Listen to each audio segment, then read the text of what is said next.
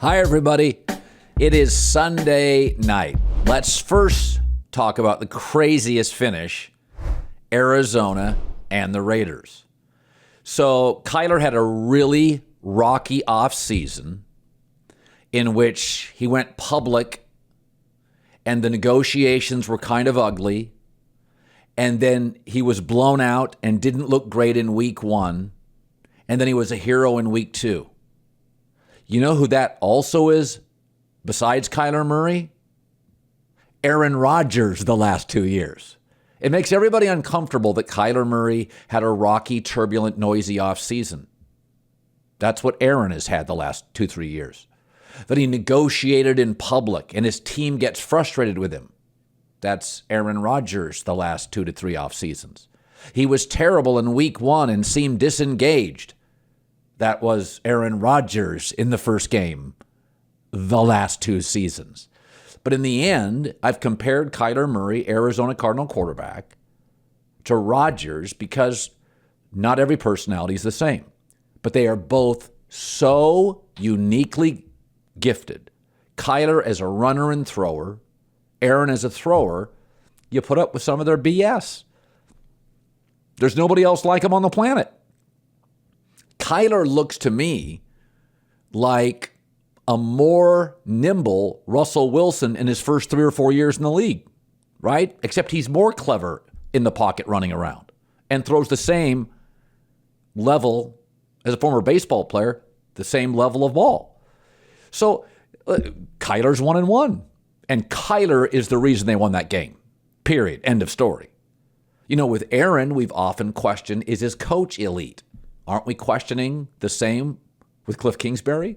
So I think the two have a lot in common. Now, Aaron has a Super Bowl and more success, but, you know, go back to Aaron's early career, go back to Kyler's early career. We see all sorts of talent. Already, you know, Kyler's gotten his team into the playoffs in a much tougher division than Aaron early in his career. But if we're going to accept Aaron Rodgers and the drama and the week 1 snafus and struggles, why can't we accept it with Kyler Murray? They're both all otherworldly talent. Let's talk Niners. So when you're a fan, and the 49ers favored today against Seattle and they win, but when you're a fan, you want to win games. You don't really care about, you know, draft picks and prospects and winning games down the road. You want to win Sunday. So Jimmy Garoppolo today is better than Trey Lance. And Kyle Shanahan knows it. John Lynch knows it. You as a Niner fan knows it. The teammates know it. But you kind of buy in because of the upside of Trey Lance, right? We're going to get there. Can he get better fast? Well, the reason Garoppolo is so perfectly built for this team is he's a very accurate thrower, especially on play action. And when the Niners are running the football, their play action game is really stout. And Garoppolo's an very accurate distributor of the football, and he gets it to his guys, and then they do the yards after catch. So Jimmy's really what the Niners need. It's why, by the way, Kyle Shanahan, according to reports and rumors, wanted Mac Jones out of college. He just wanted somebody to deliver the football to his playmakers. But they have Trey Lance. But here's the issue now that he is out for the year with an ankle injury. What was Trey Lance? What were the 2 issues? Accuracy and because of inactivity. He didn't play much in college. There's the COVID. He sits behind Jimmy Garoppolo. And he only thrown coming into this game, 99 passes as a pro. So now he's going to be out another year not playing? So now you're kind of doubling down on the biggest concern. And with a broken ankle, he can't drive the football for the next 6 months. So you're taking a guy that's raw, that hasn't played much, struggles with accuracy, and saying, you're not going to be able to throw for 6 months. And next year's a great, great draft for college quarterbacks. Do the Niners with a 2nd or a 3rd round pick roll the dice on somebody else? Because I look at this and I say, let's totally be honest here. Garoppolo is better now. Garoppolo fits the team now. The team's going to win now. Lance is going to continue not playing. It's not like he's going to pop back next season and suddenly will have solved his issues. He will be coming off a long stretch of inactivity. So if you're the Niners now, as a fan, you feel bad for Trey Lance, but your team's better today. I mean, the Niners today with Jimmy Garoppolo, to me, I feel confident saying, oh, yeah, that's a team that can get to the NFC Championship. None of us were saying that when the day started. All right, let's talk about the Cincinnati Bengals and the Cowboys. No, Cooper Rush is not as good as Dak, but he's won his last couple of starts. And for years and years, I've talked about this. If you go to a backup quarterback and he has 2 starts, can he win 1? If you have 4 starts, can he win 2? Cooper Rush can win you about half your starts. But I think the bigger story, because I think Dallas has a ceiling, is the Super Bowl hangover for the Bengals. It's real, and a lot of it stems from the offensive line. They spent some money on the interior of their offensive line, and it hasn't helped much. Joe Burrow's not only getting a lot of pressure and hurried, he's getting hit hard, often. First half, you're sitting there thinking, this is a guy that, last year was coming off severe ACL, MCL issues. Joe Burrow just gets hit too much. And it's not a Burrow issue. I don't think it's a Zach Taylor issue. It's they spent money on the offensive line. Offensive lines are not wearing pads during OTAs like years ago because of the CBA. Offensive lines aren't playing many snaps in the preseason like they used to, and Joe Burrow didn't play in the preseason because of a surgery. So when I watch the Bengals, I see the talent, but it's this convergence of Burrow's surgery, new offensive linemen, not playing together much in real games in the preseason because now starters and highly paid starters don't play in the preseason, and they open up with a relentless pass rush against Pittsburgh in division. That's tough. And then Dallas, I thought Dallas's defensive front, Micah Parsons, just gave the Bengals trouble. So I think Cincinnati's going to be fine. Cleveland's nothing special. Pittsburgh lost today. Baltimore's good, but, we watched them against Miami. But I think it's a convergence of things for the Bengals. And, I think their issues are solvable. Their issues are time issues, playing together issues, reps issues, because the personnel for Cincinnati, Burrow, Chase, the receiving core, that's not an issue. Football's back, baby. All your friends at Manscaped are here to help you get groomed for the football season. Listen, we know football's tough, and we also know, downstairs, you got to take care of business. Manscaped, 6 million men trust it. And right now, because you're watching us, 20% off and free shipping at manscaped.com. Free shipping, 20% off, manscaped.com with the code Colin. Now, you know about their shampoos and deodorants. You know about their Lawnmower 4.0. The wily veteran makes sure things are running smooth. The Weed Whacker ear and nose trimmer, the aluminum-free ultra premium deodorant, shampoos, conditioners, weed whackers.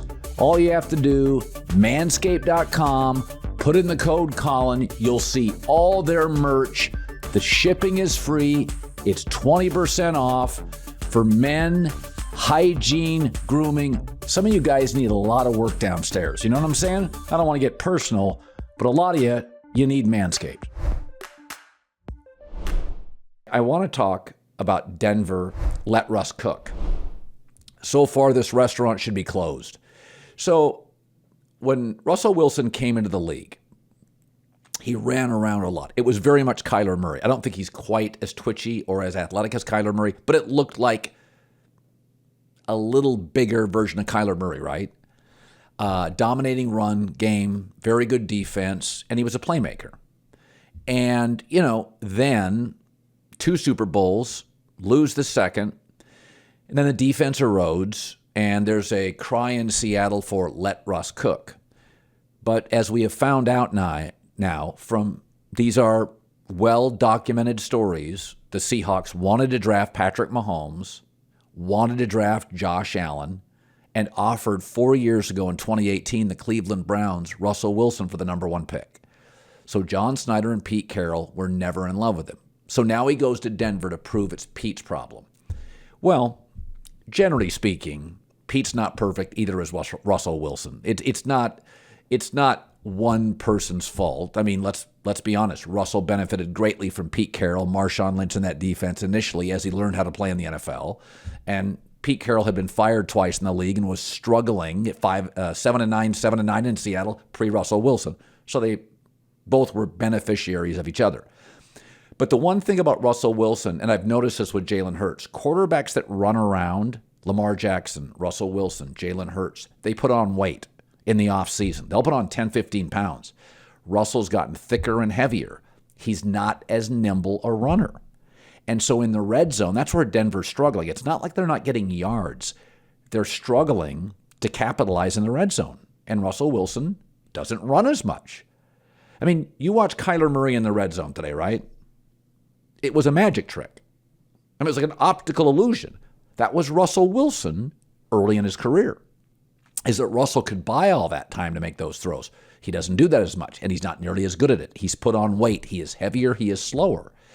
And so when you take out that component of Russell Wilson's game, nobody thinks he's Patrick Mahomes or in the pocket or Tom Brady in the pocket or Aaron Rodgers in the pocket. We've never thought that about Russ. It was kind of a 60-40 thrower and runner. But when it's like 90-10 thrower-runner, he's not the same quarterback. He's good. He's not special. And so, I mean, with Kyler today, take out the running. They lose the football game. Take out the running for Kyler Murray, and it's just throwing. You have to package that deal. Russell's not running. He's put on weight. And I'm going to say this in defense of Russ. Do we know if Nathaniel Hackett can coach? So it was an absolute tire fire in week 1 in Seattle. A complete fail, a mismanagement of timeouts on the clock. Anybody watch the game today? 4th and 15, no punt returner on the field? 75% of coordinators get fired. Many fail quickly. There is no proof Nathaniel Hackett is nothing more, because, I mean, let's be honest, in Green Bay, LaFleur's an offensive guy. He called the plays, and Aaron Rodgers is a veteran. He's helping in calling plays. Do we know how much Nathaniel Hackett did in Green Bay? I mean, seriously, what do we know? It's like Dan Henning comes from Georgia, the Georgia Bulldogs, and goes to Oregon. Well, Kirby Smart's a defensive head coach that calls the plays. How much did Dan Henning coach in Georgia? That's the danger in taking an offensive coach from Green Bay. LaFleur and Aaron Rodgers are running it. I'm not saying he's a water boy, but what do we know he did? I think to some degree it hurts, be honest. I think it hurts Eric Bieniemy in Kansas City. The great play designer is Andy Reid. Andy's on the headset. Mahomes, the great ad-libber.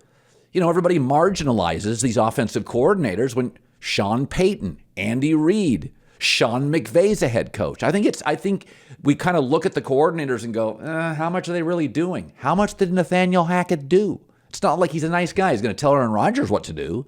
So I watch him in Denver and I think, I mean, I like they hired an offensive coach, but what if he's completely over his skis? That's about 70% of the guys that get these jobs from being a coordinator.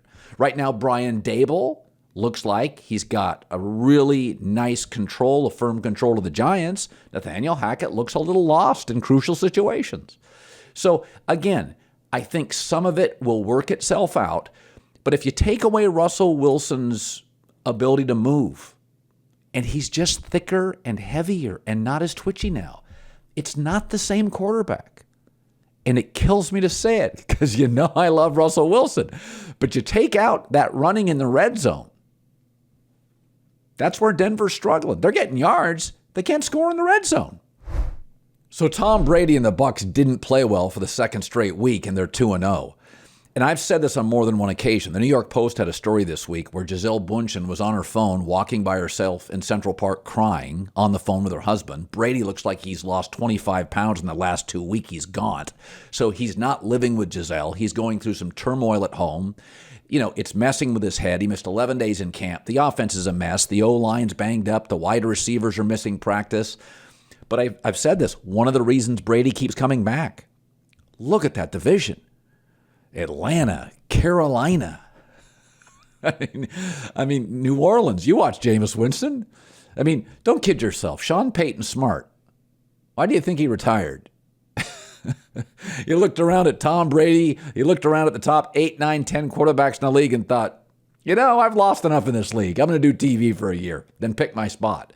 So I've said this. If you put Brady in the AFC and he was watching Herbert and Mahomes and Allen and Lamar Jackson, I think it's much easier to go, Seacrest out. It's been a great career. But he's looking around the NFC in his division. He's thinking, I can miss 11 days in camp. I don't have to play well. And he hasn't, and they're 2-0. And so, I've said this. As all of us age, if you woke up and you're 60 years old in the workforce and you're driving to work and it's harder than it's ever been, it is so easy to just say, I'm going to work 2 days a week and play golf. But what happens if you're a chief of staff at a hospital and you've never had a better staff and you're making a big salary and there's not a competitive hospital in the area code, and you're thinking, well, the pension's good, the salary's good, I got good surgeons under me, a great staff, good vice president. I think I'll kick it around at 74 years old. And I think Brady looks around and goes, the NFC's a mess. My division's the worst in football. I'm not even playing well and I'm 2-0. I get it. A lot of people in America keep working and keep taking that check because as you get older, sometimes you've been doing it so long, whatever that thing is, it gets a little easier if the competition gets worse. Check us out, The Volume. Click and subscribe. Thanks for watching.